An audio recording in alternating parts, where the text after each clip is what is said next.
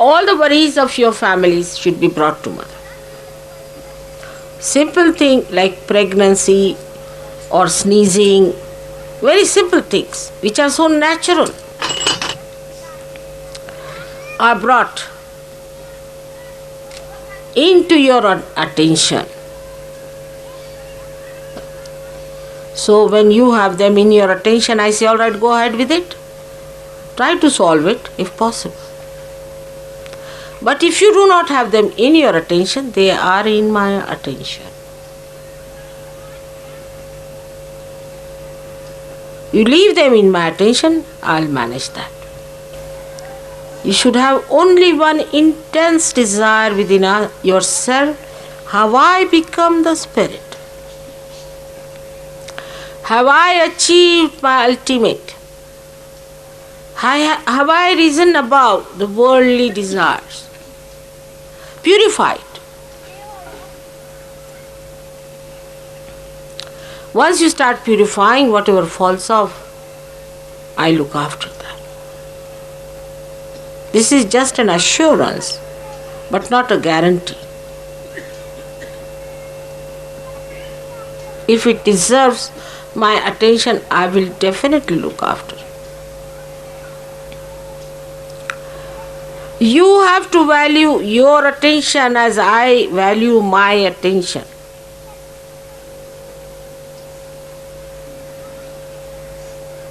I think you have to value much more of your attention than me, because I can manage many more things within myself, because everything is in my attention. But you try to purify your desires away from the worldly problems that are facing you.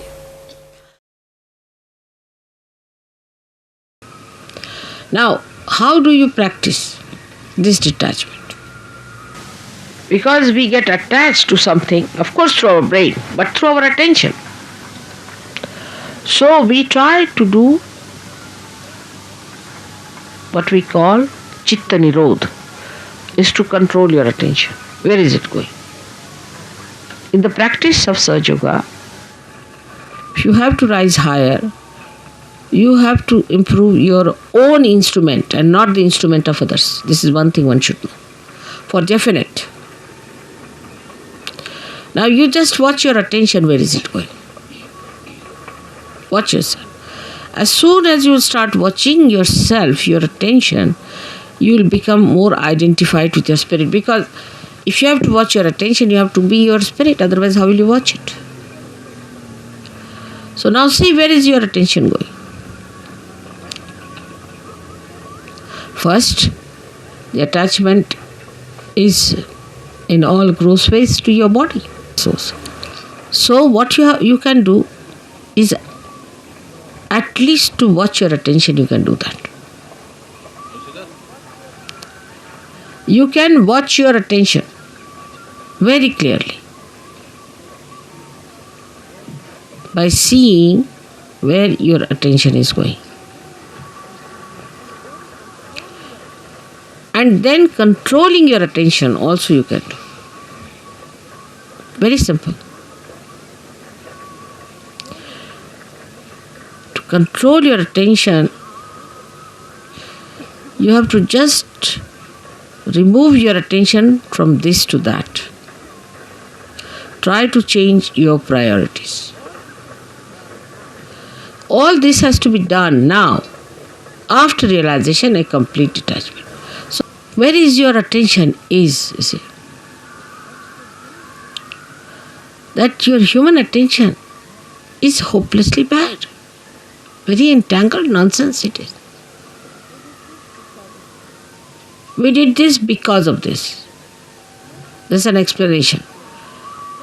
Or others have to give an explanation. No explanation is needed to be given or to be accepted or to be asked for. No explanation. To exist without explanation is the best way.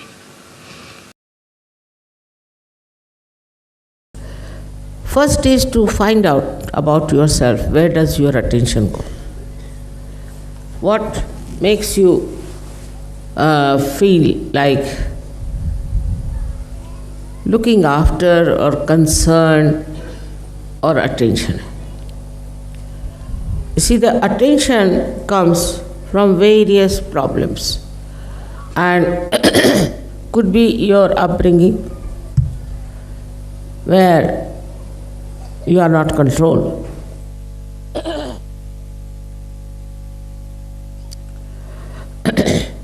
Could be your education, could be your atmosphere in which you live, or could be your own ego or your conditioning. So this attention is being attacked by all these outside energies or negative forces, and it gets entangled. Like a river flowing straight into the ocean can get lost in a barren place. In the same way, this attention, which has to go towards the divine, gets frittered away and is punished. This weak attention cannot take you towards the divine. Ultimately, you find that all this attention is being completely absorbed or frittered away by the nonsense that's going on. Unfortunately or fortunately, you are born in these modern times. And in these modern times, as you know, it's a very chaotic condition. In these chaotic conditions, you don't know what is right and what is wrong. And there are all kinds of attractions which can take away your attention and reduce the energy of your attention. It is possible more for the people who are very right-sided. Also, the left-sided people can be very much affected. Right-sided people, as you know, go up to a point and become extremely dry, self-opinionated, and aggressive. All their attention is in aggression. While the people who are on the left side are indulging too much into their own whims and their desires and their own temptations. Both sides can fritter away your attention, which is the most important. It is the most valuable thing is your attention.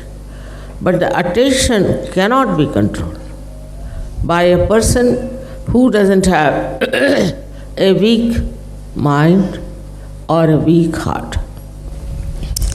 We have to understand that we have now come to the realm of the divinity. We are in the kingdom of God and we are divine people. We are very powerful people. But if we fritter away our attention, we become very, very weak people. It's easy to feel that we are Satyogis, we have done so much of realization of others, or we have helped so many people. All this consciousness, if it comes within you, then know that you are still not fully developed Satyogis. There should be no consciousness of what you are doing or what you are committing. There is no need to boast about it. There is no need to advertise it. Whatever you are is already can be seen by everyone. But even that desire is not needed because you are doing just for the satisfaction of your spirit. And the armature is nothing but your attention. If your attention is all the time roving about, paying attention to 1001 things, then you cannot develop that concentrated penetration of your attention into things. And whatever you do is very superficial. It's not joy-giving.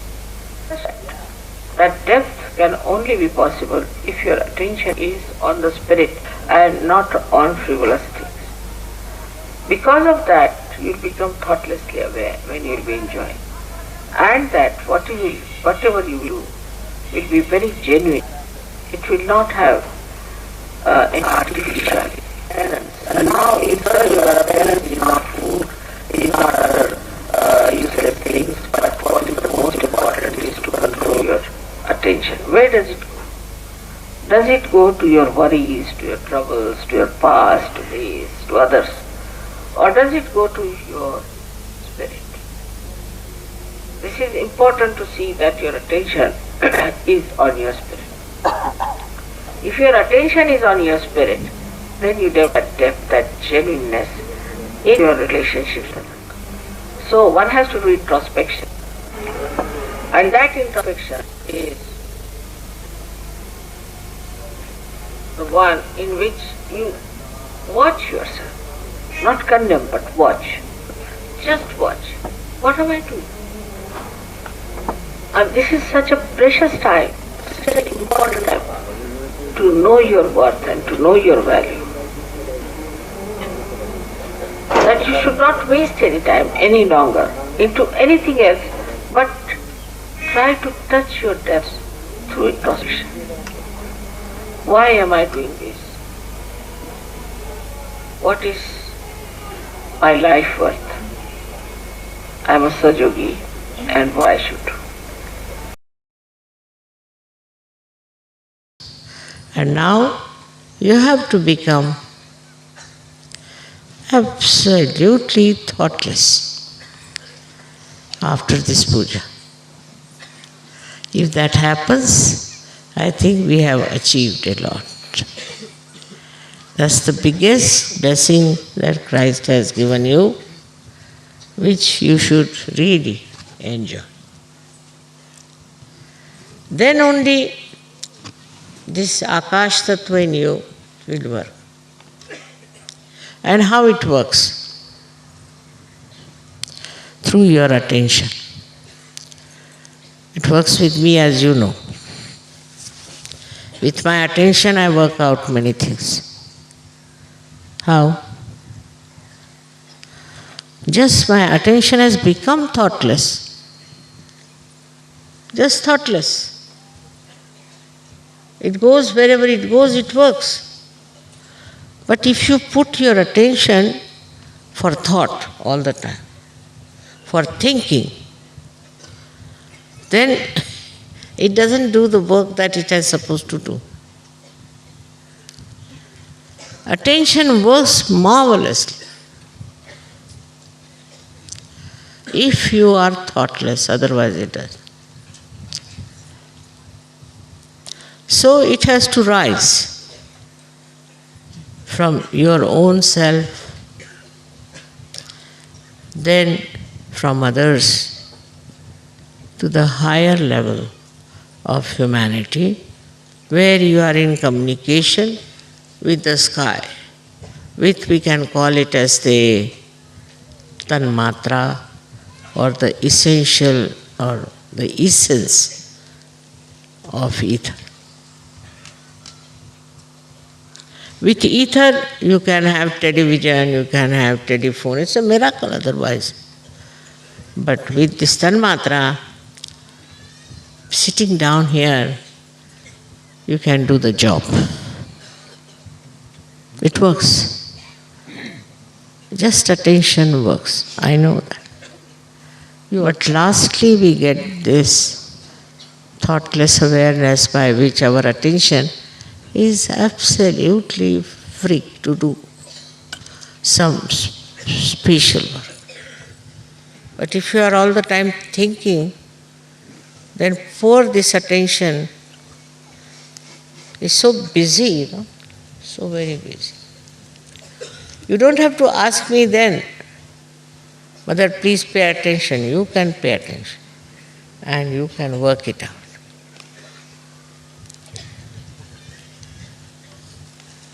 In this attention, you don't feel what you bought, what you are studying, what you are wearing, what others are doing. No, nothing. You are one with yourself. And it's a life full of humor. So much humor. So much of joy. So much of happiness. That you don't care for anything. That normally people care for. Only thing, become thoughtlessly aware as the blessing of Christ. If it works, you will be absolutely enjoying yourself.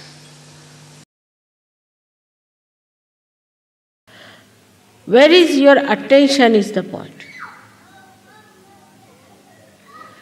If you are the Guru, where is your attention? If your attention is on the correction and the nourishment of yourself and of others, then you are first of all the Sahaja-yogi.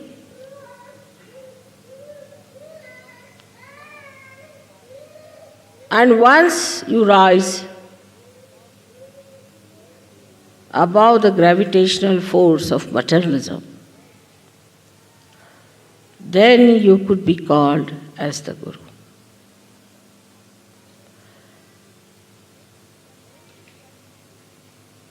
Anything that is living has a capacity to rise against the gravity up to a point. That is limited. Like we have seen the trees. They come out of the Mother Earth and grow upward, up to a limited space. Every tree, every type of tree has its own limitations.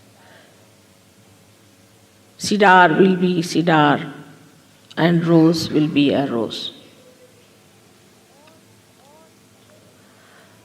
Is all controlled by the gravitational force. But there is one thing which rises against the gravitational force, which has no limits, and that is your Kundalini. It cannot be controlled by the gravitational force unless and until you want it to be controlled.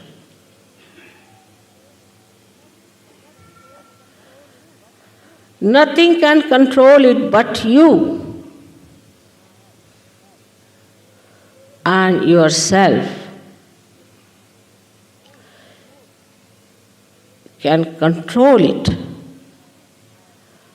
So as soon as you become in charge of your Kundalini, you have crossed one step forward, that you have overcome the force, that is the gravitational force. और सत्य जो है वो धीरे धीरे ही प्रस्थापित होता है. Sorry I have to say in Hindi because most of them don't understand English, alright? But I will later on translate it. सत्य की पकड़ धीरे धीरे होती है. आपके यहाँ ऐसे लोग हैं जो 8-8, 9-9 महीने तक सहयोग में आते रहे, उसके बाद पार हो. सत्य को पाने के लिए हमारे अंदर पहले तो गहराई होनी चाहिए, पर सबसे बड़ी चीज़ है हमारे अंदर सफाई होनी चाहिए. इस चित्त को जितना आप शुद्ध रखेंगे उतना ही आपको आनंद आएगा.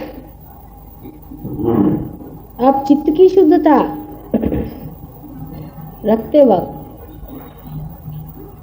ये याद रखना है कि इसी चित्त से ही हमें परमात्मा को जानना है. एक बार परमात्मा को जानने के बाद बाकी जो कुछ जानना है बहुत सरल हो जाता है, क्योंकि आप किसी भी चीज को जब सूत्र से पकड़ते हैं तो वो बहुत दूर तक और सूक्ष्म आप पकड़ पाते हैं।